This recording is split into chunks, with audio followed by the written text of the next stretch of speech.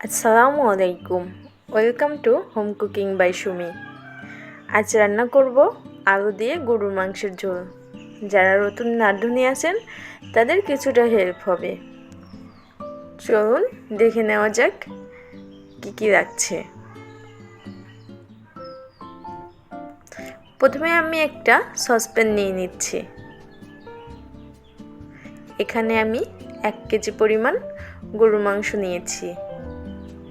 এবার এর মধ্যে আমি সব মশলা দিয়ে দিব। প্রথমে 1 কাপ পরিমাণ পেঁয়াজ কুচি, 1.5 টেবিল চামচ আদা বাটা, 1 টেবিল চামচ রসুন বাটা, 1 টেবিল চামচ ধনিয়া গুঁড়া,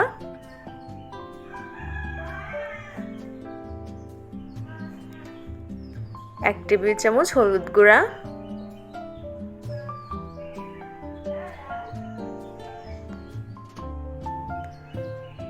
1 চামচ জিরা গুঁড়া,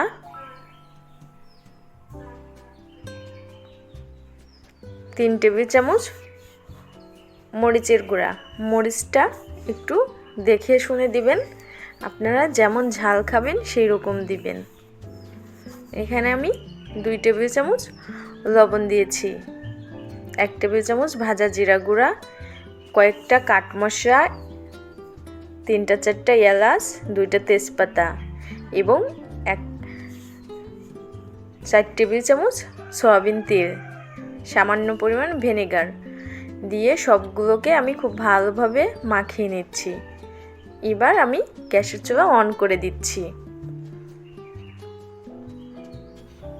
এই পানিটা দেওয়া হয়নি, নিচ থেকে এমনি পানি উঠে আসবে, শুধু আমি হাত মেখে একটু পানিটা দিয়েছিলাম। এবার আমি 5 মিনিটের জন্য রেখে দিব। যদি আপনি ফ্রিজের মাংস বের করে রান্না করেন তাহলে দেখবেন পানি বেশি একটা উঠবে না, কিন্তু তাজা মাংস হইলে পানি এমনি অনেকটা উঠবে।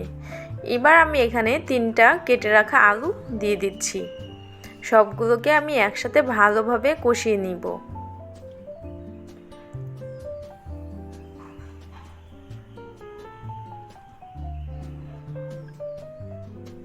ঢাকনা দিয়ে ঢেকে রেখে দিব।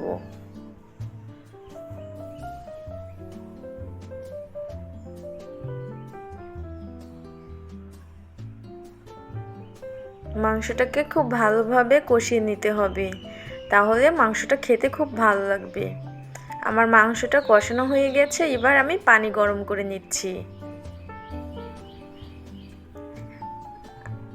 এবার আমি এখানে গরম পানি দিচ্ছি 500 ml এর মতো।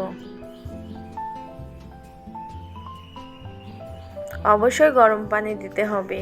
গরম পানি দিলে মাংসটা তাড়াতাড়ি সিদ্ধ হয়ে যাবে এবং মাংসটা খেতেও খুবই ভালো লাগবে।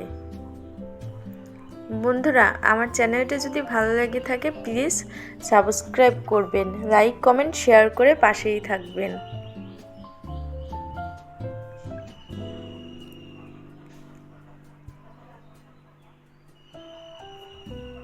এই তো ঝোলটা কমে আসবে, ঝোলটা কমে আসে আমি হাত দিয়ে দেখে নিচ্ছি মাংস সিদ্ধ হয়েছে কিনা।